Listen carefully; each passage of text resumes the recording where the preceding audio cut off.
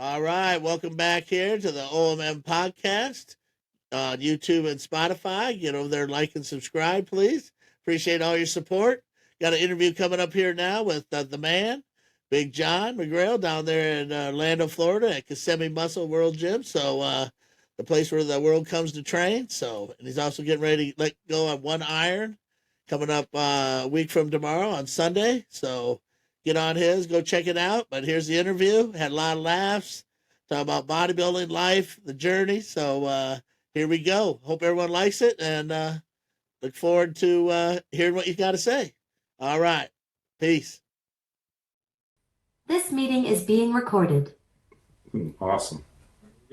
All right. We got a special guest today, a longtime great friend of mine, and really appreciate him taking time out of his day to sit down with us and on the OMM podcast here on YouTube and Spotify. Get over there and subscribe and like, please, because after yesterday's one, I need all the help I can. I only have 4 kids, so I got to get more likes than that. Come on now. But anyway, hey, it happened. You want to be humble? Get a podcast. Hey, as long as your mama listens to it, it's all good. That's the way I look at it. But we have Big John McGrael here. Man, just what an incredible journey you've lived and pursued and just conquered. So been a great friend, great bodybuilder, businessman, you name it. And you've done it, lived it, and put risks on the line. Something I wish I have done a couple more times in my life to be better, be better just challenging yourself. So with no better ado, the man is here, Mr. John McGrael, down from Orlando, Florida, and the World Kissimmee Muscle Gym, where the world comes to train. And what a place. Awesome gym. Incredible. And I'll always be grateful for putting me on the wall. And it made my day, made me cry a couple times. So got my estrogen rolling. And hey, you got to spread some tears with some smiles in life. So it's all great. So, all right, Big John, how you been, my man? It's good. I was just trying to think the other day when we met. That had to be 1990. 90. And I don't even know how long ago that was at this point. It's almost like another life, right? 35 years ago. And, wow. And I thought about it, and that's St. Charles, St. Peters, Missouri. Yeah. And I thought, I had no money. Well, I still got no money, but I had no stuff. And I didn't care. And there was nothing, it's just like everything's in front of us. And yeah, man, what a difference to go back to something like that. It's just like, I get up stressed every day, and then I finish the day stressed every day. But if I get to train, the world's cool. Yeah. Right. Right. I think of that time. I get to train in a cool place. Absolutely. And that's why people say, why do you want to train in the morning? Because if I get up early enough and get after it, F the whole rest of the day. The rest of the day's fine. I'm getting ready for the Olympia today. You know what I mean? I'm getting my meal. They're like, what are you doing? I'm like, hey, just mentally, I got to do it. It's just, everyone's saying, oh, you got to get down to 190. I'm like, do I?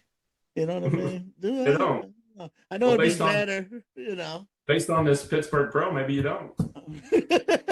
I know it. All these 5'5" guys are 240 now. Maybe back in the day, they used to tell you got to be 175. You're 5'5". There ain't no way you can move up there, Honestly, as much as they just talked about people's tan and how much color they did and didn't have, and Martin would do better if he was a little darker. He's not dark like Derek, and oh my goodness, Martin, I'd love to see him a little darker. Are you kidding me? What are you talking about? Do you own the tan company? What's going on? Right. Are you got 50-50 to pro tan? What about those things that are sticking out of the bottom of his trunks? Those legs. What about that? Legs. What about those? Good grief. Crazy. Crazy. I can get tan by tomorrow. Wow. I can get tan by tomorrow. Right. Right. I'm pretty sure my legs aren't going to be better by tomorrow. You came back, but your journey though started way back in Farmington, Missouri. Is that what we were? Is that the area you started? I tell people now, I grew up in a mining camp, a lead mining camp called Bonne Terre, Missouri. Wow. There's 3,000 people there then in 1970. There's 3,000 people there now in 2025. we didn't get a stoplight until I was 20 years old. Really? You know, and Yeah. I'll tell you what, all I wanted to do was get out of there. And now, man, it looks pretty good to me if I got back there sometime. That's so weird you say it, because I went back to Red Wing for Minnesota for my 40th, and my whole life I just wanted to get out of there. Like a caged animal. I got to see the city. I got to see something. No one trains around here. You know what I mean? I want to go where, I thought of California, though. I was just California dreaming, and I said, damn it, Marine Corps is going to take me. That's the only way I can get out to Camp Pendleton, be by Venice Beach, and goddamn it, let's go. Because I seen all those Marines on the Flex magazine. Of course, that was a lie, and a freaking terrible lie the Marine Corps told on me, but that's all right. I lived through it. Really? So it's a nice little community now. It's like and it's and it always has been. Yeah, right? It's about 10 miles from Farmington. Farmington's real nice. It's all an hour from St. Louis, so it's far enough away from St. Louis. But there's so much to do. You go down to Elephant Rocks, you got billion-year-old boulders you get to walk around on. You got really? Stuff outside. It's a lower pace. Nobody's pissed off running around mad at the world because it's just a group of people trying to get by. It's kind of cool looking. But yeah, it started right there. Wow. Mr. Bonterre first. Mr. Bonterre. Carried that title for a while. Did you really? Well, honorary. Yeah, right. But they had a gym there? Is that old gym that's there? No, there was, my dad took me to the gym when I was 12. It was a little kind of fitness center, but there were some hardcore guys training there at that time. Oh, cool. And I didn't know what that was about, but they had, now that I know equipment, they had one of the original Icarian chrome-plated tan leather pad circuits in there that vertical leg press, the whole works. Pin select, vertical leg press. I remember this stuff still. Really? Yeah. That is awesome. Dad took me, he didn't say this, but this is what he's thinking. John's getting a little fat. We need to go to the gym. Let's do this together. Together. Right. Did your dad work out too? He always had the Montgomery Ward weights and the Sears weights, and he was real fit. And then as he got older, he had a pot belly, but he was still skinny everywhere else. Really? He used to, in my cabinet, Garrett, when I grew up, we had Hoffman's protein powder and Hoffman's protein pellets. Shout out to York, Pennsylvania. York, Pennsylvania there, Mr. Hoffman. It's all good, He probably bought those in 1980. And when I started bodybuilding in like 1988, they were still there in the cabinet. So tasty. But what Dad would do was he would put 2 tablespoons of chocolate protein powder on his bowl of vanilla ice cream. Oh. Mix it up. There you got it. He was way before his time.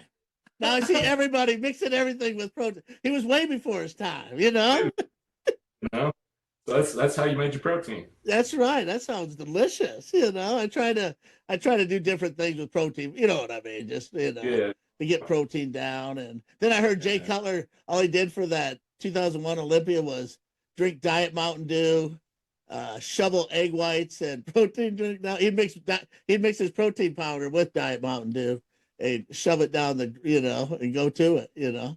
Well, I can tell you from experience, Diet Mountain Dew is not the secret. It's not, huh? It's not. I've had enough of it. It's not it.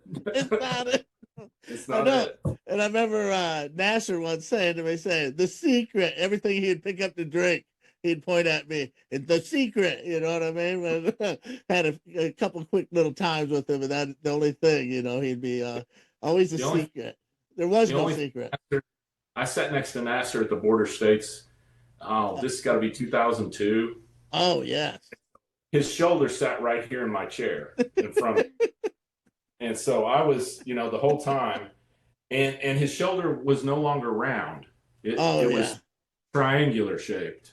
Oh, yeah. Rectangle to the entire conversation was, you have to tell Chad I don't have shit in my shoulders.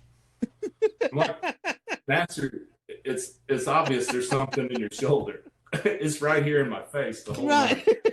There's nothing in there. No. I can't lie to Chad. I can't lie to him. It's not the right shape. No, because it did something to it. He had awesome shoulders too before he did all. You know what I mean? Massive guy. Massive, but the shoulders, the shape of the shoulder were great. And then all of a sudden it went to, you know what I mean? It just happened. Yeah. But yeah, I'm sure he probably thought. Obviously, he's probably, I'm gonna be better. This is gonna help everything. You know what I mean? And sometimes it just don't. You know, stuff doesn't work sometimes. No. I never got too. I never messed with that, so I never even. I got this crazy knot in my shoulder because I've got nerve damage, and I was training shoulders yesterday. I was like, "What the hell is that?" It's just something that showed up. It's just in there. I can't tell if it's a knot or a hole or where something doesn't work or something started to work, or it's just like that. And I'm doing laterals with 10s yesterday, going the burn, that pain. But today I feel pretty good. Good. See, it's the days. I always say when I wake up, I want to do a video of this. What my first 10 minutes in life every morning when I wake up, checking things out. It's no jumping up out of bed. I take slow steps. I go real slow, and I'm like, not. Touch my toes right away, you know what I mean? Slowly, and then I reach to the sky, and then I'm like, okay, so I'm okay. I want to see just the audio part of that, because I know creaking and screeching, and then, it's just I just need the audio. Right on, yeah. So I mean, YouTube probably get back. There'll be some MFers in there or whatever, just some days. Because some days I haven't been able to. Ever since when you had me down, which was an awesome time, man. That was like a bucket list moment, you know what I mean? And I really appreciate you offering me that job position too. And I was a real asshole here for a year because of it to our family. Because you know what I mean? Because it was my dream job. You know what I mean? Yeah, it's my dream job. I said, I don't have to I'm good at this. I can do this. You know what I mean? You want me to sell tickets, memberships? I'll stand out the front door and sell this place, It's funny because that job's still out there. Anytime you want to come and just be Garret. Yeah, really. That's the job description is just be Garret. Just watching you sit there with DJ at the table and about 3 different facts to DJ. Yeah. And him going, who is this guy? How does he know my history? I said, DJ, he knows all the history. He knows everybody's history. He can tell you who was third in your second show. That was old Donnie Smith. Yeah, well, how do you know that? Well, I saw it. I read it somewhere. Well, he'll always give me thumbs up. Because I said, but I'm not, what am I saying? Tech savvy. So he goes, just like and get on there. I don't know how to do, you know what I mean? Get on his thing and make comments and all that, I don't know how to, I got to learn, should be too, You got a good team there. They can do it for you. Yeah, I do. They got to give me, but I appreciate that because I had a blast there. But then I always thought, well, I was supposed to work at the gym. I really did. I just hung out and worked out and had the time of my life soaking in that energy at the gym, Yeah. That's the job. The job. People don't get this, and so Zara and I work most of the hours. Yeah. Do you really? Both of you? Like most of the hours we're open, and it's probably 100 a week usually. Okay. But it's not like you're shoveling snow. Right. Like, because it may be 4 hours today. If I just talked to some kids and said, hey, the reason we don't throw this down is for this. It's discipline, it's respect, and it makes you better. And we're able to shape some people. We're able to tell stories. One of my favorite things about owning the world famous Kissimmee Muscle Gym is almost every traveler that comes in, I either know somebody that they know, or I trained at a place where they train. And it blows my mind. And I probably trained at 500 gyms across the country because I traveled so much, when I was in pharmaceuticals. But I'm like, oh, yeah, that's the one with the red equipment upstairs. And they're like, yeah. Yeah. There one time. And I remember it because it was awesome, Yeah. Because it changed me. It was great.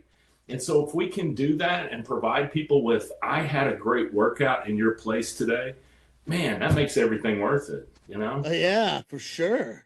That's what I'm saying. I just want to do that more. Right. A lot more of that.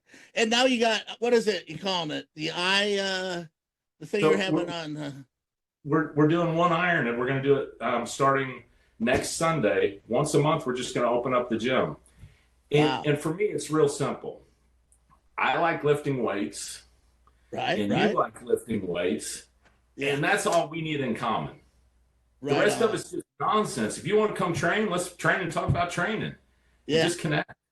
So we're going to open up the Absolutely. gym and just invite everybody down. And Michael Johansson, that owns Gaspin Better Bodies in Destination Dallas, we were down there for their Fit Week and Oh, got yeah, just yeah. a great week with everybody. Just caught up with Brett and Martin and Good guys. Good guys. Brian Dobson and all these guys. And Brian told us stories for 3 hours. I'm like, this is awesome. It's just I know it. the most awesome thing. And then, Tell Brian, I was so scared. I was too scared. I was too scared to go. I went in there, and Mark Hanlon was over there yelling when he was, rest in peace, Big Mark. You're cool as hell, but at times you can be the biggest asshole and the scariest man on earth. I saw him yelling and screaming. He had like a gun on his side. I said, oh, hell no, not today, not today. But just we had this great week down there, and then we went Sunday to their pro seminar. We listened to everybody, and we talked to people and caught up with people. And then I looked in the gym, and their gym's just very similar to Kissimmee Muscle Gym. And there's like 70 people in there. And so I asked the kid at the front, I said, is this a regular Sunday? Because we have like 8 people. Right. And right? it's good Yeah. energy in it, but it's quiet, Right, And I said, right. is this a regular Sunday? And he said, oh, no. We do this once a month. We open the gym up. And I was like, man, for that kind of energy once a month, let's do it. So we start talking about, we just call it one iron because we all share the same one iron. It's all the same dumbbell. You put it in your hand, you put it in my hand. It's the same dumbbell. Right. So That's one thing. That is awesome. That's a very good concept. And I hope it, so people get out there, get out to Orlando, Florida, and get your butts in there, enjoy that energy and freaking share it. And nothing better than getting that pump going or something. You know what I mean? It's just a natural, it's a high that you can't replace with. I don't give a fentanyl, bethanol, but you know what I mean? You just, you get it and and you can do it with, like I said, over the years, I've trained with freaking felons, millionaires. It don't matter. All the in-betweens. I mean, people, homeless dudes that were jacked, homeless because they wanted to, because they're trying to get jacked, and live that life, whatever that is. But that's the only requirement. I like to lift weights. You like to lift weights. Okay. Lift weights. Right. Big on. Let's get it. Yeah. Not any more complicated than that. That's it. And did you ever train at George Turner's place back in the day? So my George Turner stories are 2. I have 2. Okay. Did you try to kick your ass in both of them or just one? And what's funny too is, we've got this kid Anthony in today. He trains with his dad Jeff. They look just alike. And Anthony's been there since he's like 12 or 15 years old, and he's like 20 years old now. And they look exactly alike. And his dad has skipped arm day for like the last 3 rounds to go play golf. And so I told him, and you'll appreciate this, I told him, just go up to your dad and say, oh, you got a string hanging. Well, no, wait, that's your arm. And because George Turner used to do that to everybody. Yes. So my George Turner experience is this. I worked at Incorporated in 1988 on South County on Lee Ferry Road. Right. Bill Hart was the manager. Bill Hart or Bill Harp. Big power lifter guy. Yes. Bill was the assistant manager. And that's all I remember about it, other than about every 3rd day. And this was wintertime. So there's snow every day. Oh, yeah. About every third day, a guy would come in dripping wet with sweat, carrying all his clothes. Because he just got kicked Turners across the street and needed a membership because he clicked the dumbbells together. Turner threw me out. I need a membership. Like every 3rd day, there's another one. Another one coming in. Yeah. All right, so that's one story. Flash forward to 96. Okay. I'm at the Caveman Classic, Lester Torelli's Caveman Classic. Hey, shout out to Big Lester there, man. I saw Lester a while back, and always good to him. He's crazy. He's a crazy dude, man. But because he's got money, he's just eccentric. So You're not crazy once you got a lot of he's not money. crazy. Those caves are going for days, That Caveman Classic was awesome. It was. The cave. the darndest thing about it, nobody's weights were ever right when they weighed in. Because they weighed in inside the cave, and it messes with the electromagnetic field or something. So the scale was off. And so everybody's in a weird class. Oh, yeah. George Turner did that show. He was 72 years old. I'm judging the show. And everybody's, because then Masters was over 35. Oh, yes. Right. George is twice as old as the Masters guys. But was he, did he look okay, or was he? So they got a little nervous. They said, George is going to shoot up the place if he doesn't win. He's threatening. He's packing. He's got his 45 with him in his trunk somewhere. Yeah, it is.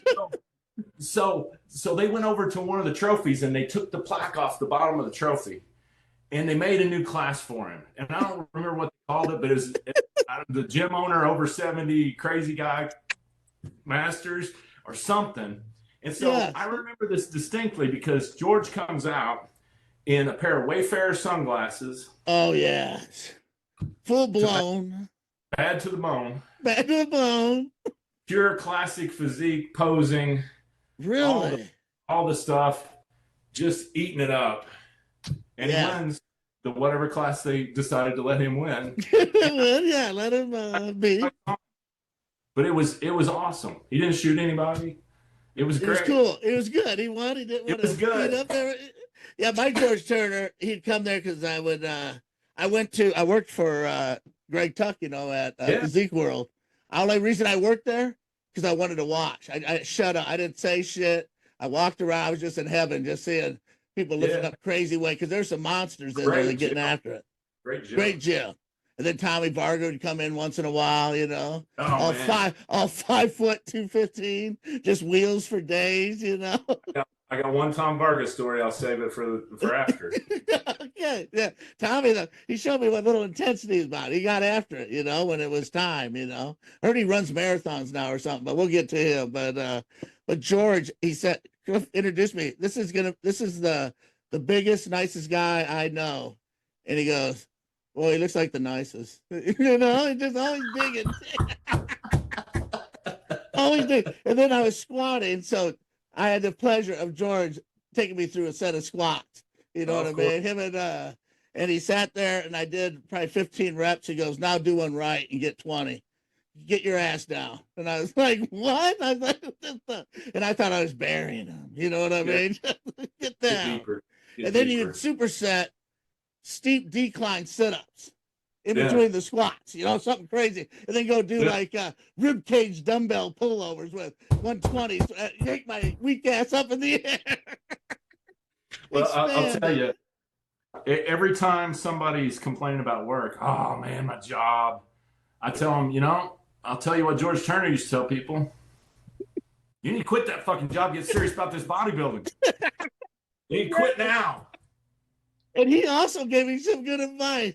He said, "Be so fucking huge that they can see how big you are from the back row." I said, "Okay."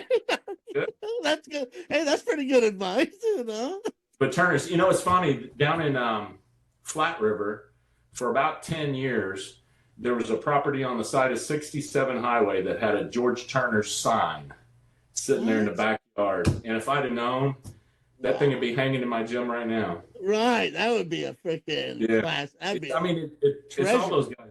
Vince Gironda, he kicked people out for saying running. If you said running, you got kicked out.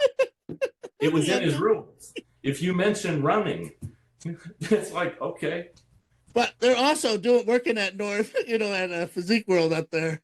When Greg Tuck says you better have fucking 5 names by the time you're in with your shift. You know what I mean? On the floor. And it's the same dudes you see every day. It's like, hey, I can't ask them, give me names. I'm going to make up some fucking names, so there'd always be, it's just, but thank you, Greg Tuck. He's going for his 70th.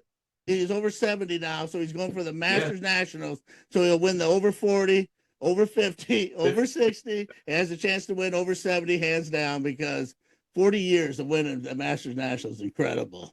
It's amazing. And I saw him at House of Pain, at Joe Corbett's House of Pain. Oh, yeah. Probably 2 years ago. And they were like, "That's Greg Tuck." And I was like, well, it's 30 years later, right? Right. And so I hadn't seen since he came up with his knuckles bleeding from punching on the bag. So I don't know if it's because he's older or he didn't have blood on him, or because he hadn't hit anybody yet. Him and Keith Comer. Oh yeah, big teeth. Knock the shit out of people. So I went over and very respectfully I said, I don't want to interrupt you. I just wanted to say hello. I haven't seen you since probably 1990.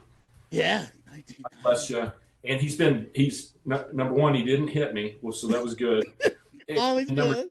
He's been very complimentary of what we do, and absolutely. He comments on it every couple of weeks, and that means the world to me, because he had a badass gym. He had that big purple hero on the wall, and just don't. I remember looking in that place. It was the deadest mall I'd ever seen in my life. Oh, just kind of in the ghetto, you know what I mean? Little on the borderline, you know. North St. Louis. Oh yeah.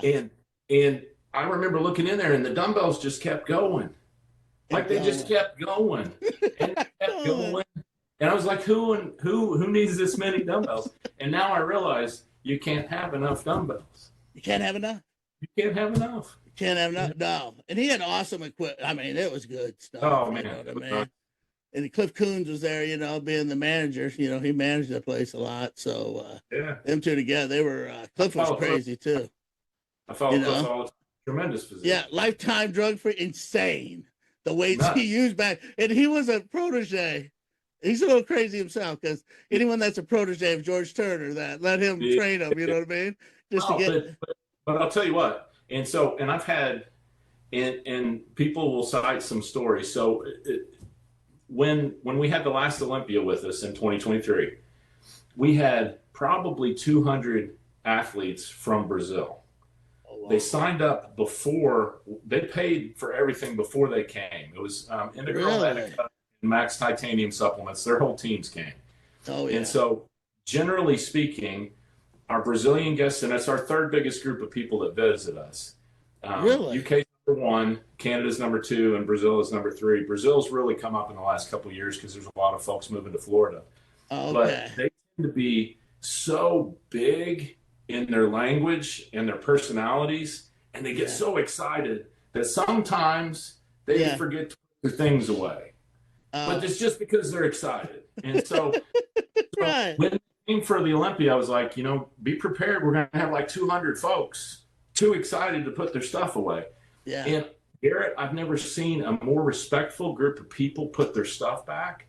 Really? And like every time I would get up to go back to the bathroom or something, people start scrambling around and picking up stuff and putting it away. And I was like, what's going on here? Yeah. And then I found out the guys from Monstercast, podcast like yours, biggest podcast in Brazil, they said, can we interview you? And I said, absolutely. They said this, you have a reputation in our country. Our country. Country. I've never been to your country. How do I have it? Well, what's this reputation? You're very strict with your rules. And so we talked about the rules for a minute, and I was like, these rules are here so you have a better workout. That's it. Right. Period. It's basically, don't be a knucklehead and you're fine, Right. But what I'm going to say is, because of guys like George Turner and because of guys like Mike Barberi, they're bodybuilders. My first day at Bodybuilders Incorporated, Mike comes in a fur coat. He says, get me a paper clip. And I get him a paper clip, and he comes over the thermostat, which has about an entire roll of duct tape wrapped around the vents in the thermostat, the box on it, right? Yeah. And he said, these fuckers keep changing the thermostat with one of these paper clips. So he takes out another roll of duct tape. Duct tape's on there this thick. They're not getting a paper clip through it. He said, let's see him turn it up now. And I don't know what the temperature was, but it was like 67 degrees in the middle of winter. And it's high temperature to train. Right, if you keep your hands back off the iron, it's fine. Wearing a fur coat, though, Big Mike. But it's guys like that and Turner and Greg Tuck that showed people like us what you're supposed to do in the gym. True. And that's completely absent today. Nobody either cares enough or will take the time. I've got about 66,000 one-star reviews that shows how much I care about what you do in my gym. Yeah. Right. And I'll take them. Yeah. But I also have the most picked up gym in this country. I promise you that. I could go in right now when nobody's been there for 4 hours and stuff's put away. Yeah. And we have people that visit us from, I'm a gym owner in Canada. I had to come by. I usually come by at 4 a.m, but I had to come by and talk to you because I don't understand why people put your weights away when you're not here. Like it's, Right. and, Right. Wow. But that's incredible, though. That is unbelievable. In this day and age, that is incredible. That's a very I mean, I think that is a huge compliment myself. Yeah. And I'm learning to take it in a little more calm manner to say this is why we do it. Not for so confrontational, just come running up on like George out of 45. Out of 45. I remember standing there and Greg would rip the weight out of the dude's arm, get ready to do a set. Can you imagine going up and just dumbbell ripped out? And then someone in your face, get the fuck out of here. You know what I mean? By the wrist. Walk you straight to the door. Right to the door. Hey, if you want to go outside, I'm right here. I'm ready. You know what I mean? You did not want Greg Tuck to go outside with you. No, you didn't. No. My worst scary time at work with Greg. That's incredible, though, because you have installed that. I always said that when we went down there the first time. I'm like, this is different. He's not letting these fools come in here and do crazy shit. Because I thought it's going to be, you see some of this stuff on YouTube. They're hanging from the freaking, when you put you put that one thing in there, I'm like, oh shit, he's going to have people hanging from the ceiling and doing, trapezes and filming this. You know what I mean? Putting 8 plates on the cable crossover, adding 8 plates to it. Come on. Yeah. Come on. Yeah, Go put it on the bench and then come back here and talk to me. Don't get on the damn cable, mess it up. And it's not cheap. And it's a pain in the ass to fix. Because a gym owner, I would always think equipment has to be up and going. You know what I mean? Yeah. And it always is bad sight when you come in and go, oh, that's broke. Yeah. You know what I mean? Because most people don't give a shit. Not even so much that for me, Garrett. For me, it's we have an opportunity in a society where people don't care what you do to shape people and to give them a reason to want to be disciplined. And if they want to be disciplined at putting a 5-pound plate back, then maybe their diet will be a little more disciplined. Their training, their relationships, their work life, and they take that with them. And so it creates character. And so we're trying to build muscle, but I'm trying to build people some character too, where they don't have anybody to try and help them. And I think early on. Wow, I didn't even think of that. That is really good. That's awesome. And I think early on, the part I missed was the plates flying at people to tell them to put their shit away. It doesn't help develop character. It just gets the weights put away. And so, so let me help you with that. And let me tell you why. And so that explanation takes more time and it's not as fun maybe, but it's a better result. And then everybody, we don't let people talk on their phone. And some people take a real offense to that. But I do it because I care about you. Because if you get interrupted, your workout sucks. Yeah. So I'm trying to save your workout. And plus nobody else wants to listen to your phone conversation. Right. But first and foremost, no phones. No phone. No phone. Get off the phone. Yeah. Get off the phone. We're out for the Olympia. Hey, we've got the Olympia coming. Come see us. Yeah. 10 minutes later, I get an email back from a guy that says, I'd never come back to this gym for guy's a dickhead. And so I go look him up. And the only comment in his notes was, get off his phone. That was it. That was it. And it's like, hey, no phone calls. It's not like I was, a jerk about it. Right. BJ Cutler, he said back in the day when he trained, throw the phone in the car. I'm unavailable for 2 hours. I'm unavailable. Gone. Does anybody really need to get a hold of me? That's what I'm saying. A lot of times all day long, I'm like, does anybody even need to get, you know what I mean? Yeah. When we were growing up here, you'd get home at the end of the day. Right on. Nothing happened. Nobody lost. Right. Fine. Nothing. Oh, hey, Bob Smith says hi. Okay. Cool. I'll call him back tomorrow. That's it. That's all it is. It is. I know. I know you didn't allow videos, right? What's that? You don't allow recording of videos unless it goes We through don't do you, tripods. right? We don't No do tripods. tripod. What we do, if you want to have somebody film you, go to the website, fill out a media partner request. They're all approved. Oh, Just yeah. fill out the paperwork, and then we'll give you that hour time. You're the only person shooting in the gym. Oh, You're wow. a celebrity. And Yeah. so we want to make sure that there's not a bunch of people filming at one time. But if you want to do it, come do it. Oh, yeah. We'll Cool. give you your own time slot. You're the star. You're the star. For 1 hour. It's all you, baby. Get There in it there. is. And, All yours. because you all got yours. you got a good, awesome gym for a lot of photo and film work. You know what I Yeah. mean? I'm just saying. The light's really The good. equipment, the atmosphere, you know what I mean? It just be a good vibe, for sure. And what's his name does? I see him doing crazy acts of freaking humanity strength beyond belief, Jimmy, The big D, the big Yeah. strong man. best guy I've ever met. He's just a good. He's like a little bit taller Garrett. Yeah, I still got a picture with it down there. And I was telling people I've been dieting for a little while. My head is like, what the? All right, Garrett, whatever. You guys are so nice. Yeah, I see that. Yeah, he must have stopped eating yesterday. It's hilarious. We had. He's a we real had the- cool guy, real nice. He's a great guy. He's a great And guy. my son videoed his when he was doing those crazy 1,000-pound deadlifts, and we stripped him off. He did strip set when we Yeah. were down there that time. Strip set. Yeah, Take him up. We're like, what the? Yeah. it's unbelievable. It He's. is. I don't think he's made out of human stuff. There's something. right. It's not normal. I'm gonna say that. You know what I mean? No. It's And not normal. he's just a good human being. That's Good awesome. human being.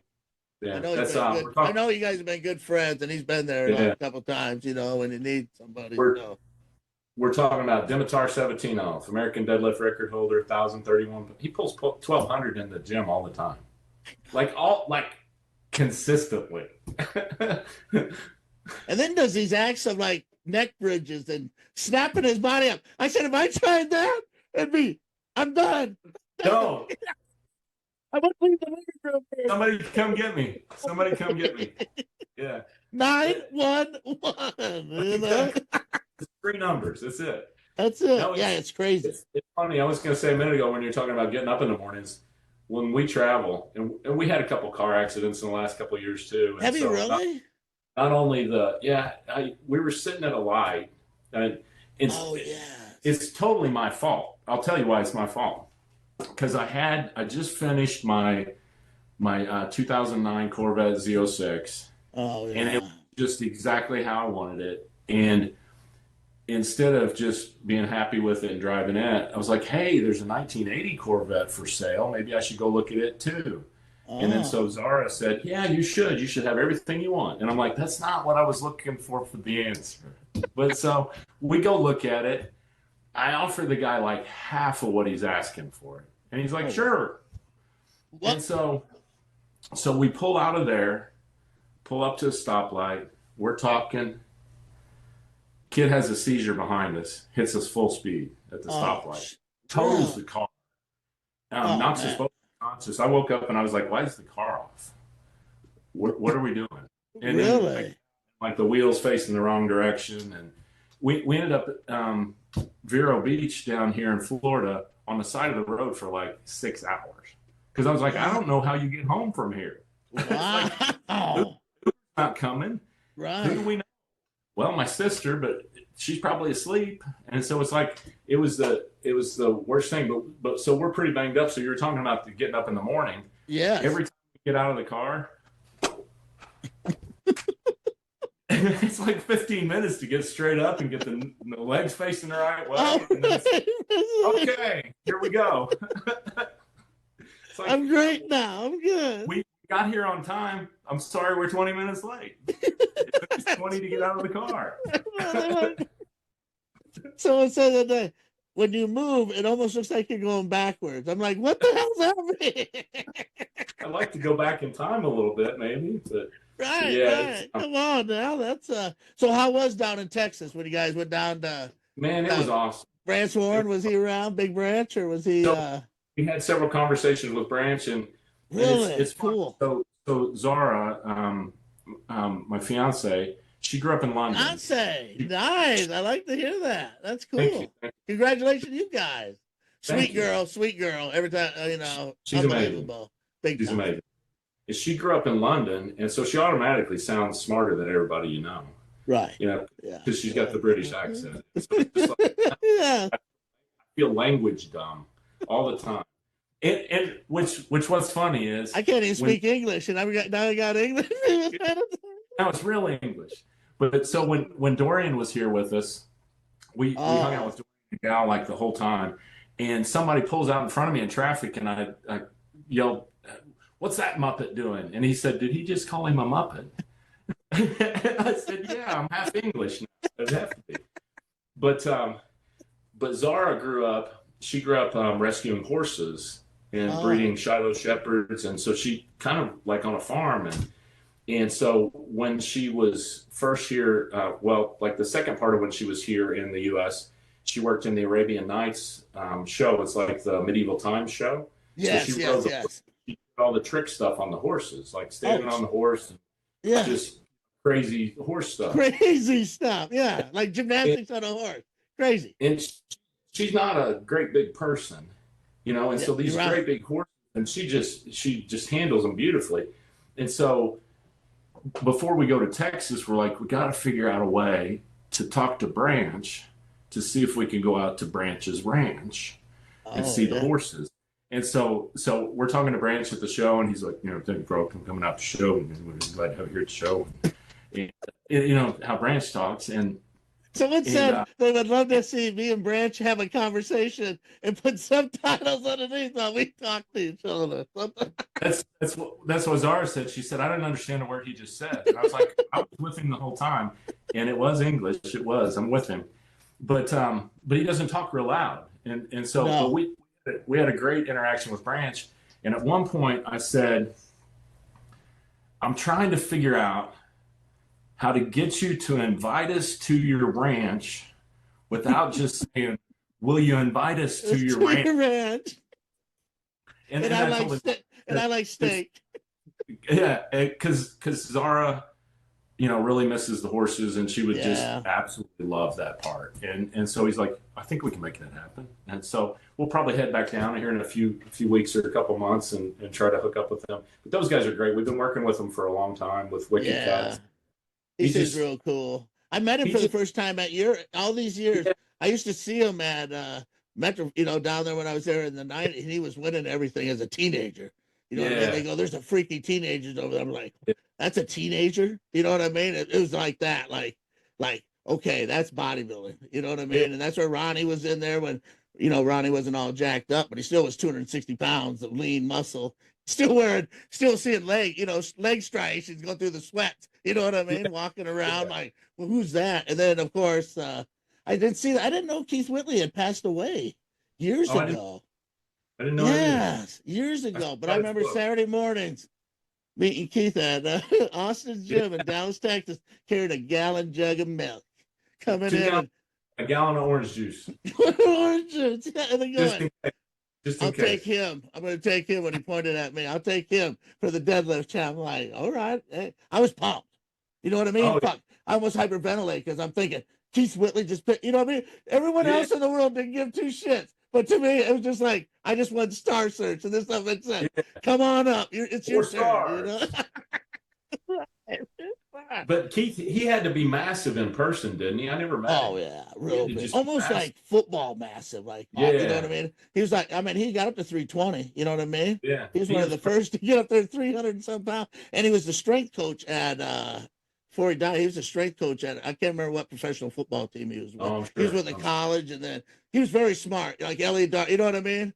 There was no like let's just do like 5 sets of this today. You know what I mean? There's always like, we're going to go to failure. You're going to fight the negative. You know what I mean? It's that kind of stuff. So, the other guy that trained with him that I knew was, do you remember Sean McHugh? Yes. He was in Dallas for a while too. He was. Sean. Big time. Big dude. He got up to 280 at 5'8". There's Kelly. There's some guys in Dallas that people never heard of. You know what I mean? There's just some. When I moved to Dallas that time, I remember Bingo asked me to move to Venice Beach. He said, I'll get you a job at Shotzi's, Yeah. And my Yeah. ex-wife at the time said, no, I'm not going to go. And I'm like, well, I wish I would have had bigger balls and just said, I'm going to go. You know what I mean? Yeah. But, things happen for whatever reason. But I went to Dallas and I walked into the gym and Mike Scarcella said, what's scheduled right away, first day. He said, you got a training partner? I said, no, you want to be mine? He said, I'm getting ready for the whatever show, USA, I think it was. And I said, absolutely. And I said, I don't have a car. I don't have a car to get here. And the way he says, I'll stop by and pick you up. He picked me up every day, and I came in. And his routine, though, was all Rory Liedermeyer inspired. And Really? you know what I mean? But it calls for heavy. He was a notebook guy. And I hate to say this, but we kind of butted heads. I didn't want to butt heads. But people were saying, oh, the student's coming. The student's getting big. You know what I mean? And it's one of the, and not only that, Dorian was out. You know what I mean? Dorian, that training.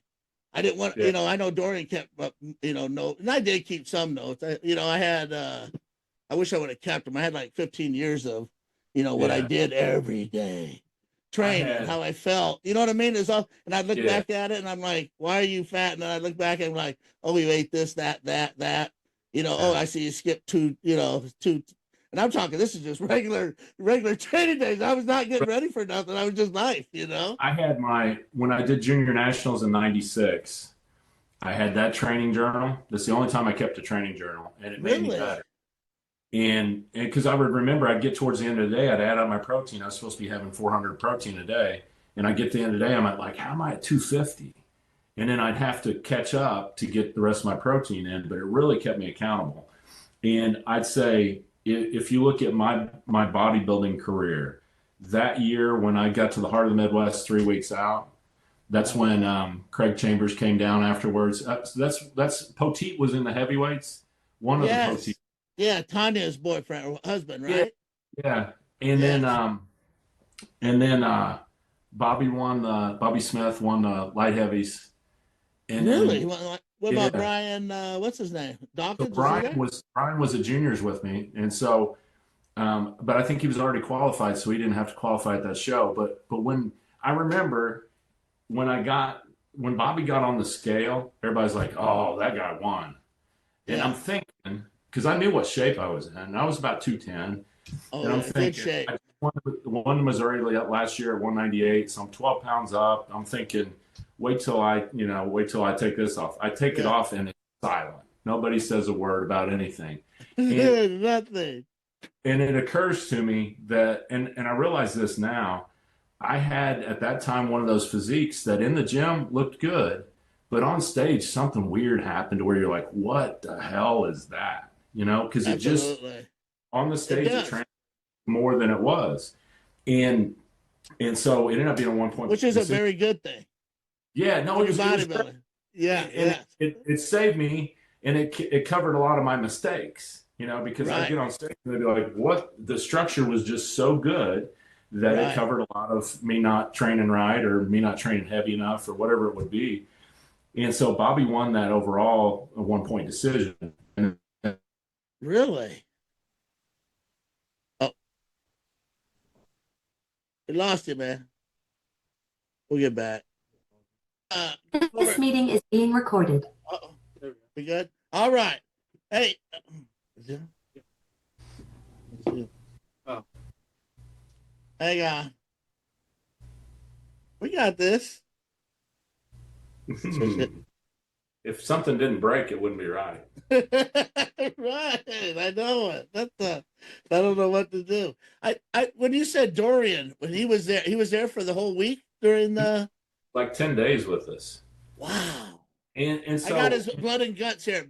This is a VCR tape that's been worn down like you know what I mean? Because the magazines tracking. Where's the tracking? Where's the tracking? So the Dorian thing's kind of funny. I was getting ready for junior USAs or junior nationals or one. And this was 2023. And Zara and I were planning to go see her family in London. And so I was like, how far is Dorian away from London? She's like, it's a couple hours. It's like, let me see if he's got one of his training things. We'll pop in it. Oh, yeah. And so I get on his site and I look, they don't have anything posted. And so I asked for information on it. And then I looked around a little bit more and I was like, he should do it here. Oh. And so I send an email to whatever on the website. Yeah. Dorian, the smartest thing you could do is to have your DYHIT certification here at the world famous Kissimmee Muscle Gym the week before the Olympia. And then I said, here's why. 500,000 travelers, 126 countries, old school kit of equipment. It's most of the stuff you had in Temple Gym. You'll love the place. We'll take care of you. And so I'm like, we'll see if this goes anywhere. Yeah. And so, like 3 weeks later, I'm literally going to weigh in at juniors. Like I'm about to get on the scale. And I've got an email from Dorian Yates Yates or whoever responds to Dorian's emails. Yeah. And either way, for me, it's cool. Right. Unbelievable. It says, Jonathan, I'm intrigued by your proposal. I'll call you next week. And so then I get on the scale. I miss heavyweights again. I'm a super heavyweight. And then I go do the show. And so the next week. How many pounds did you miss the heavies by? By like 2.5 or 3 pounds, something silly. It's just like every time. I'm like, I'll be one Demodex, we could add any light heavies. You know what I mean? But migraine, I wouldn't have been able to stand up. And 15 Coca-Colas later, I'd stand back up and go, oh, wow, okay, I'm not doing that again. Yeah, no thanks. I can feel the water running out of my head, just like this fast. I'm just getting drier and drier. And then when I get to the point where I'm like, yep, that's good. 15 more pounds will still come out. And then I'm like, no, this is 15 pounds too far. Yeah. Anyway, so I do the show, and it's actually Zara's birthday. And so I'm driving to work. It's 8 o'clock in the morning. I don't like morning. Yeah, you don't. But I've got Technotronic on. Oh, Pump up and I'm just it's going. And yeah. I'm going to Publix. I'm gonna get a cake and some balloons. It's birthday day. I get a phone call. It says +44, and I'm like, telemarketer. Yeah. Interrupting Technotronic. How rude. I'm 1990s right here. I'm enjoying my day. 8 o'clock. And so I say, hello, Jonathan, Dorian Yates calling. I'm like, oh, hey, Dorian. Hey, my affect totally changes. Oh, yeah. Pump up the jam. We had a great conversation. He said, I think we can do this. Let's make some plans. Wow. And then came out, and Zara and Gal, they look like they're sisters. Yeah. They look, I'm just watching them interact. They look like they grew up together. Zara actually texted her mom and said, do you need to tell me something? Because look at this other person that looks right. You know? And so they still text every week. And Dorian's been super cool. Every time I send him a message, he'll send me a message back. And just really got some time to chill with them. We'd get done with a session, and we'd be walking through that busy gym during Olympia time. And I'd say, we're walking towards my office, and I'd say, what can I get you, Dorian? And he'd say, get me the fuck out of here, man. I don't want to be Mr. Olympia right now. Really? And he just wanted to go be Dorian Yates, the person. You know? Yeah. It's a lot of pictures. And even the new kids, the stars, they're starstruck, you know. Right. It is. I don't even know what you know what I mean? I've carried his blood and guts book around to every corporate security meetings we have. Everyone would have their work stuff. I'd throw my thing. I'd have a Flex magazine and Dorian Yates blood and guts. They're like, wow, that's interesting. You read that? I read it every night. It's my Bible. It's my Bible. I read it. But the only thing I always tried to read. I couldn't until the video came out. I couldn't picture how the train, you know what I mean? You could try to mimic it, but I had no clue. It's interesting too, because, you know, we were training, we were chasing the same thing he was at that time, you know. Right. 96 is the year that that's the year that I did juniors, and then I had my first back surgery. And so mine kind of fell apart right then. But it's hard until you watch the training, it's hard to see what it really is. And I learned a lot just by watching his videos, because if I actually use the same cadence that he uses, my weights go down by 50%. So no, mine, right. Hey, he's doing 4 plates on incline. I'm doing 3. I'm not doing so bad. But if I do it like he does it, my plates are 185. Yeah, right. Because it's such a deliberate motion and a squeeze. And you can watch on the hammer strength chest press. When you get to the conclusion, most people get to the end and then they come back down. He gets to and then he stays in the squeeze. And then he doesn't does it? Is that what that is? It stays in it. Same thing on back. I can get down to here and I lose the last couple inches because I have momentum to get it there, but he stays there. And then he goes back up. And so there's like a 2 count at the end of the movement where he's just squeezing the muscle. Wow. And for me to do that, I lose half my weight. I would too. Wow. And and back for me, for some reason over the years, if I'm a little sloppier, kind of, you know what I mean? My back grows great, but when I try to go real strict with it, I'm like, where'd my back go? You know what I mean? I mean, it still does something, but it's not like, and I can't do that with chest or anything now because my shoulders are killing me. I agree on that. You know what I mean? For me, I think I have a different philosophy on training than a lot of people. And in Dorian's mind, there is one way to train, period. Right. There's no other. Use these exercises and you use this rep scheme and you use it forever from now on. Right. That's it. Don't change your exercises. Just go. It's hard to argue with the results. Right. Absolutely. I've got no frame of reference to say, no, that's not right. I mean, it's just, I can't do it. And it's funny too, because I told him, I said, when he, 2 of the things that he said that were just really meaningful when he got here. The first 90 minutes he was in the gym, he walked around with just a little bit of a smile on his face because he knows all the equipment. He's like, right. Yeah. And he came up and he said, Jonathan, you've got an amazing place here. It's brilliant. 2 pieces make it perfect.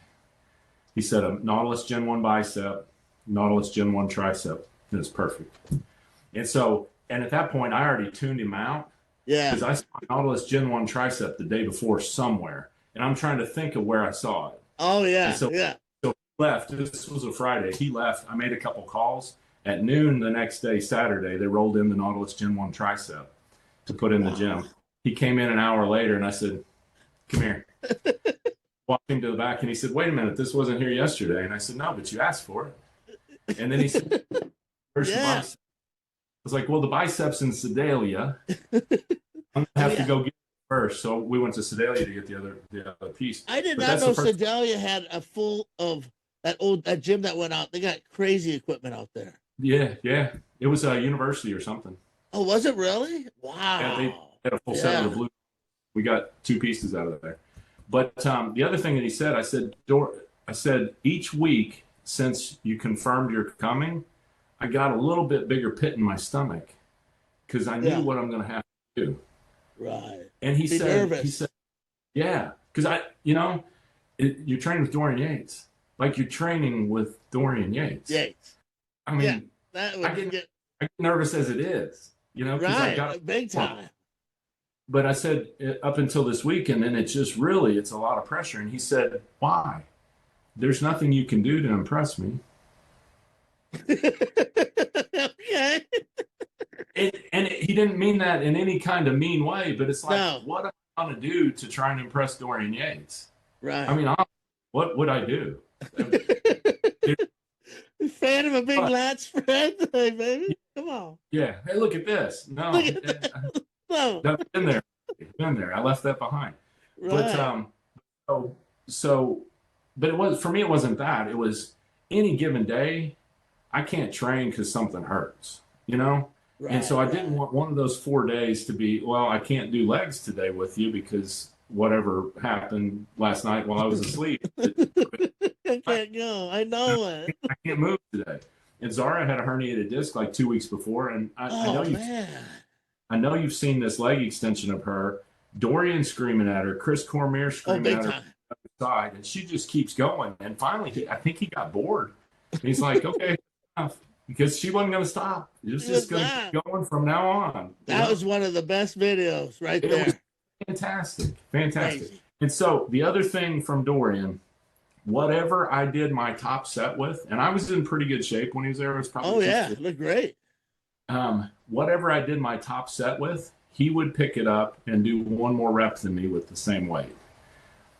And then just He just did to the show, exercise, actually? he would pick it up and do one more than I just did with the same weight, just to show me. And then he'd say, fuck, man, I just do yoga. And so we go to the back. We're getting ready to do skull crushers. We're getting ready to do skull. And I've got two 25s on the easy curl bar. And I don't think, I guess he wasn't prepared for me to do, it's not that big a weight, but it's a pretty big weight for triceps. Oh, yeah. And so as he's handing it to me, he says, that's a pretty good weight. And when he gives it to me, he says, for a small woman. And I'm just like, seriously, are you really going to do this right now? You know, but that's him, huh? So he has a dry sense of humor in there too, kind of. We got along fabulous. But he did he was an awesome trainer though too. You know what I mean, right? He's what he does. He's got a great understanding of it. And so back to my philosophy, I love to train like that, but some days I like to do 40 sets of hamstrings. Right, I know. I'd see you do. I've done 5 exercises, and I said that sounds great. I've got 12 different hamstring curls. I'm gonna do 4 sets of each. Yeah, you know, because I just want to. Right. You know, so and they won't be all out the most intense set I could do, but I'm just enjoying the time with the weights, and so. Yeah. And that's the way Jay Cutler did things. He did a lot of volume. Some people, I mean, absolutely. You look at Kamal. You look at Kamal. And Kamal's an interesting guy too. Kamal probably does 60 sets. I don't know. He just keeps going. Really? And he'll he's so positive. You'll say, man, you must be exhausted. And he'll just with the biggest smile on his face, he say, I'm completely trashed. I'm so but still so positive about it. You know? Yes. Still that's incredible physique. Crazy physique too. And he's my age. You know? It's crazy. It's awesome. Yeah. It's awesome to see William Bonnick too on the stage today. That was good grief. He's pushing these young guys. Big time. Yeah. Kept his wheels, which is crazy. Got him better, you know, which is unheard of, really. You know. Outlaw. He's doing good stuff. Absolutely. And how the kid from your gym that trains there, is he from Puerto Rico? No, so Kaique was born in Brazil. Oh, Brazil. That's it. Grew up in Boston. That's right. Jose Raymond was talking about him too. Yeah, they were talking about him on there. His skin looked like it was saran wrapped, you know, weeks ago. Yeah, so just crazy. It's funny, Kaique. You know when autumn comes around, they put the pumpkins and the gourds out in the grocery store? Yes. Looks like he's made out of those gnarly gourds. Yes, those gourds. So the shoulders. Bumpy, and it's just like it's hard to appreciate until you see it in person.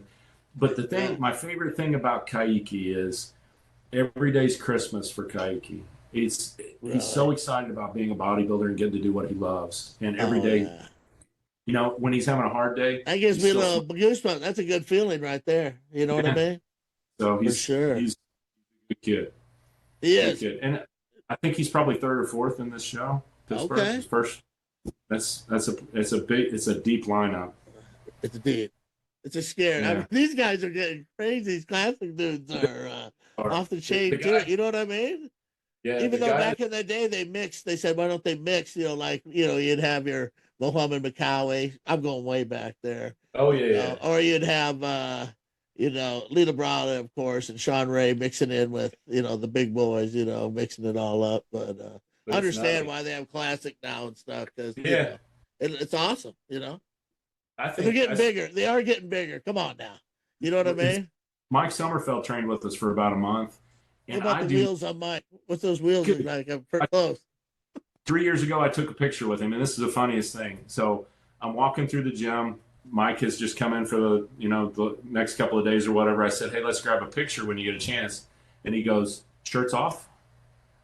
And so most of the time when I ask somebody if they want to take a picture, they don't ask if I take my shirt off.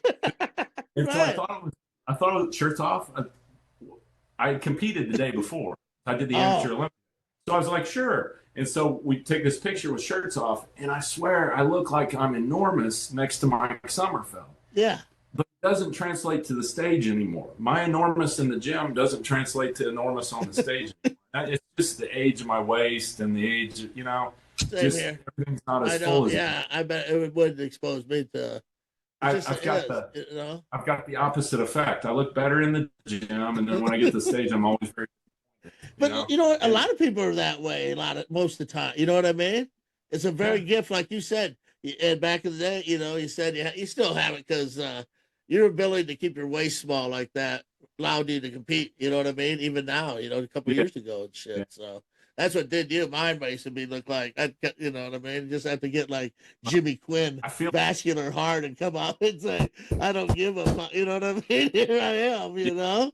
I'm still alive, motherfucker. Here we go. You know, just No, it's that's been the most frustrating part, honestly, because it's like anytime I push food, it feels like it goes straight to my waist, and it's the biggest challenge for me.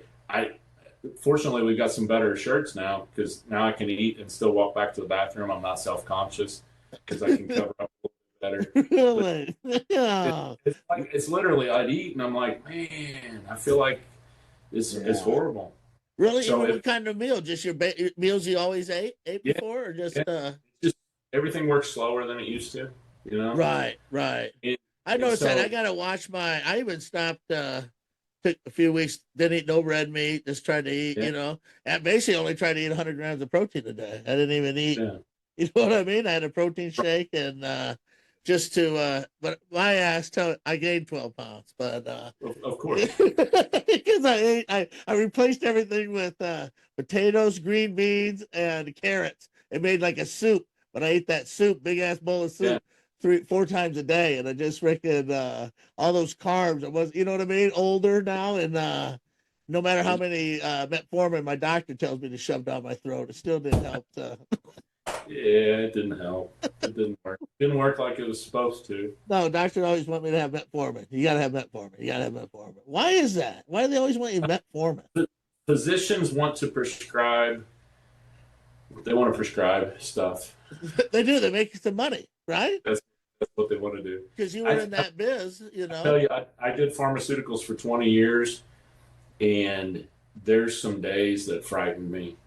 When I'd be in a procedure and they'd say, "Oops," and you know, and then I'm like, I need to get out of this room because there's a lawsuit about to happen. Really? Yeah. I don't want to be part of this because I'm sure they're going to hang it on me, whatever it was. But there's some, you know, and the old joke is, what do they call the doctor that finished last in his class? Doctor. Right. He's the worst one of the group, and he's still a doctor. He's somebody's doctor. And there's some of these folks that they're not real smart. They're struggling just like anybody else. They've got other gifts maybe. Right. But maybe they got in the wrong thing and medicine wasn't their thing. But it's so there's some days I was like. So you saw that, a lot of that, huh? Or saw some of that. Yeah, because I know you're having a hard enough time as it is, so I don't want to bother you. Right. No. And it is a business. I know it's a business. You know what I mean? I understand some of them are off the charts brilliant. You know, there was a doctor in Lawrence, Kansas, Phil Hoffman, he's a gastroenterologist, that I know enough medical terminology and enough science that I can hold my own in just about any conversation about medicine. Wow. He would get down a path somewhere and I would start laughing, just like outward laughing because I'm lost. And it never happens to me. I'm never lost in it. So it's cracking me up. I'm like, I don't know what you're talking about. And that cracks me up. You know, it's like this never happens. So I'm enjoying it. You know, but he's talking way down the field. There's a professor of medicine from KU Med that I saw him doing a presentation, and he was about 70 slides into his presentation, and he hadn't looked at them yet. He's got the whole thing memorized. He's just clicking through and talking to everything. And there was a question that came up from the physicians. They said, "Hey, I have a question about this or that." And he said, the best answer for this is on the Yamada textbook of gastroenterology, volume 3. It's on page 1774 on the second half of the page, about 2/3 way down. And so he knew where the answer was in a book somewhere, and just knows everything. It's like when you ask who was second at the 2012 Masters Nationals heavyweight. yeah. He would tell me he was Brian. I lost some of my. Now there's so many shows, so I don't have. You know what I mean? Like they come at me, I'm like, who the hell are these guys? Like I just saw a whole string of new Masters guys. I'm like, I never even heard of some of these guys. You know what I mean? They're like incredible. Like Eric, what's his name? I just became friends with him but he plays second at that show out there in Oregon, I think it was, or Seattle. Yeah. And that guy that won of the over 50s, they were insane looking. You know what I mean? They either there's no some get a little shapy, but some just that grain train is out of control. You know what I mean? They get nutty. So is House of Pain a decent gym? I went to the older one. Yeah, it's been a while. His location right now is fantastic, and Joe, I don't know how well you know Joe Corbett. He's a good human. He's just a good I've person. always heard only good stuff. So Travis Wallace. Oh yeah, is he still out there? So Travis and I worked together in pharmaceuticals a couple times. I hired him into our company. Times. And Travis is a great human being. I know Joe Corbett because Travis is best friends with Joe Corbett, and so. Shortly after we opened Kissimmee Muscle, Joe came down to see us at the gym, and I was driving over in my 1972 Chevy 4x4 that I just bought off Craigslist. That I'm driving, and it stopped in the middle of the road. It just stopped 4 miles from the gym, and so I had to call Joe, and I said, I have to apologize. This is a horrible first meeting. I'm in the middle of the road. Down the street. He said, "Where are you? I'll come get you." And so and I was like, "No, that's not necessary." Next thing you know, me and Joe Corbett and a state patrolman are pushing the truck into the parking lot to wait for a tow truck. And so, and the funniest part about the story is I had it towed to Pep Boys from the gas station, and at Pep Boys they told me, "Your gas gauge is broken, dummy. You need gas." So I was like, "Well, can you tow it back to the gas station where you towed it from? And I'll fill it up with gas." But that was me. And then he and I ran kind of parallel paths for the last almost 10 years. I was going to say, it's pretty close. After I started seeing his history and yours, so it's and so we just trained. We were up at the St. Louis Pro, and so we trained at his place for 3 or 4 days. And his is very different. He's got a little bit different taste in equipment, but it's still great old school equipment. Yeah. He's got some Watson stuff in there that's fantastic. I don't have any Watson yet, but we'll get some. I trained at his other spot that he had before he moved, And you're right. He has some good old, he has some different, but it's good. Definitely. Right. Yeah. It's all good stuff. Yeah. His new place is beautiful. It's a beautiful gym. He's got the best. It looks pretty. It's just pretty. And so it's gritty and pretty. Kissimmee Muscle is pretty. There's nothing real pretty about it. It's awesome. It's brutal beauty. You know what I mean? It has a little brutal beauty to it. Clean is just not real pretty. But so I forgot what I was going to say about Joe. What about Big Joe? Joe. But good guy, great gym, great stuff. A pro, right? He's a pro too, isn't he? And not only is he a Masters Pro, he's a pro champion because he won the one out in Reno, Legends. Oh, did he really? Oh, that's right. Yeah. Damn. Got clout, to me, man. that's a big differentiator. There's a billion pros now. I think there's more pros than not pros now. No. Hey, and much respect to them all. You know what I mean? The guys that win, I know you got to diet. I agree. I've tried 58 times now. Some silly number at this point. Right, but do it. And I tell the story all the time. You remember Daryl Stafford? Oh yes. I used to travel from Atlanta when I worked at Premier Athletic Club selling memberships outside Atlanta in Gainesville, Georgia. Ride a bus into Atlanta just so I could watch Daryl Stafford, and he finally said I got to train with him a couple times. But you know what I mean? He ran a crazy personal training, but back in the day, you know what I mean? Just 10 people on his staff. He was, But how about his competition? Go on. I'm sorry, I had to throw out my Daryl story. I met Daryl Stafford. We were training at Jim Buckhead together in like 2010. Were you there living in Atlanta? He's still there. That was Amy was a pro women's bodybuilder. I can't remember her name. Amy, I can't remember her name. She owned that gym. It was a good old school gym. Yes. But so Daryl, he was like second, what, 12, 13, 11, 12, 13 times, second place. Daryl Stafford. I think. Second place, Daryl Stafford. Second place, Daryl Stafford. Chuck Sanow was the same way. Chuck would show up, he'd be a light heavyweight, just so grainy and peeled and vascular, and somebody with prettier shape would come in and beat him, you know? He's second, yeah. And then he'd go up to heavyweight, big and full. Edgar Fletcher comes down from like 600 pounds to like 240 or something.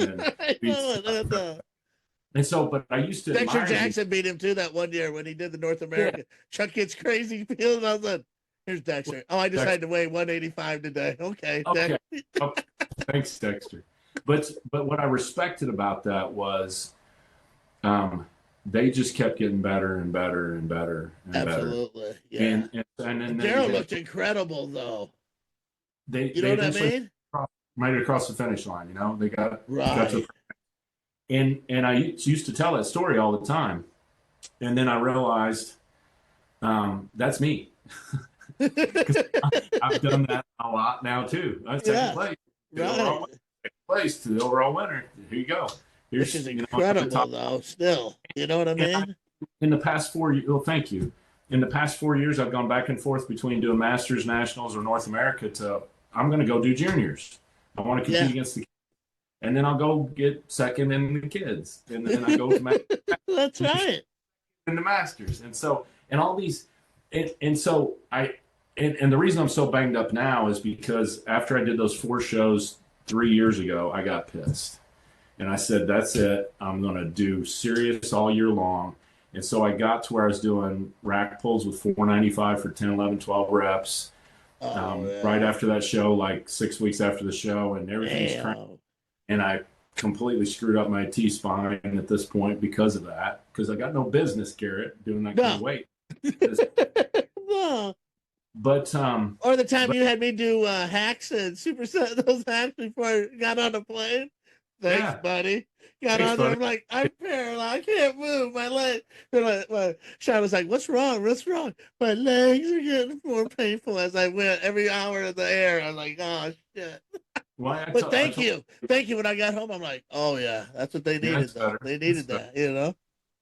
But I was so disappointed by those losses, and not for the reason that most people are disappointed. Most people are disappointed because they don't win. They didn't get the pro card.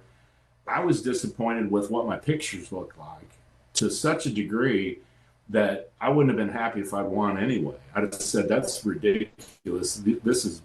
These judges are crooked. They made me win, and look at my picture. The picture I got in my head. And I like 6 weeks out, I feel like I'm on track for it. Yeah. And then something happens and I get tired. And I just, it's too much cardio and too much work and too much everything. And by the time I get there, I just look old and tired and strung out. And I was talking to Ian Harrison a few weeks back when we trained legs together. Yes. I love that. He's a good human being. He's got a great perspective on life. And he said... Talk about some wheels back in the day. Come on. Wow. Crazy wheels. They told him, Garrett, they told him at the 95 Olympic, this is why he retired from bodybuilding. He said, what can I work on? And they said, your legs are too big. And he said, my upper body doesn't match my legs. And they said, no, your legs are too big for bodybuilding. Wow. And so he's like, screw this. I'm out. I go do something where they're not insane. But he told me, he said, come in 6 weeks out of shape, because that's what everybody does now. And I'm like, I don't know how to do that, because I always, even when the leanest I got probably was last year, I still didn't think I was close enough. I still felt like I needed to be leaner. But there's no way to have enough work done and be able to recover from it at 55 to do what I need to do. And it's just like, I'm trying to balance everything, and I'm like, I can't. I know I should do another 2 hours of cardio. I can't. Yeah, I can't. I'm going to live. It is different.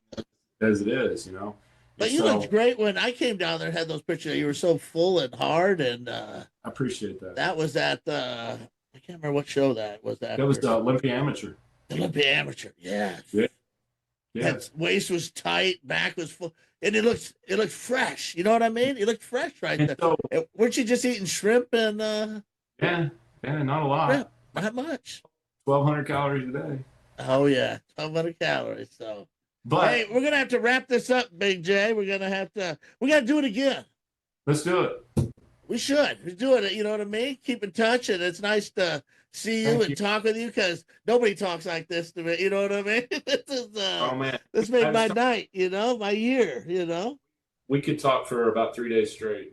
I know we can just go on. And then we probably forget what we talked about, so we start over again. But no, you're one of my favorite people on the planet. Keep doing what you do man. every day, and I appreciate it. And everyone get out to John One Iron. Check that out. And Yeah, tell your where they can hit you up that on freaking Instagram. KissimmeeMuscle.com. Just come to KissimmeeMuscle.com. You can find us. Awesome. Yeah. Yeah. Much Well, love to you and your lady, man. Congratulations. That was awesome to hear. So we need to get down there to old Orlando and hit the. I'd love to get that. I'd love to ask the owner. We get a little video going, and it'd be awesome. Just kick it. For sure. Maybe we can do. I can't tell you what we'd train. I'm like you. Someone asked, "Do you want to train tomorrow?" They're like, "I don't even know what I'm training tomorrow." I'm not sure. I'm not sure. So yeah, whatever comes, whatever. When I wake up, like if whatever doesn't hurt. Oh, I can actually probably do back today pretty good. So let's go get it. Sure. We'll figure out something. You bet. So awesome. Thank you so much. Thanks, brother. You know what I mean? And we'll be in touch. And I appreciate keeping that job open too. You know what I mean? That's very nice. So you never know. Just come be Garrett. Be Garrett, baby. You know it. All right. Much love and keep it pumping, my friend. Sounds good. Thanks, buddy. All right. Peace. Take care.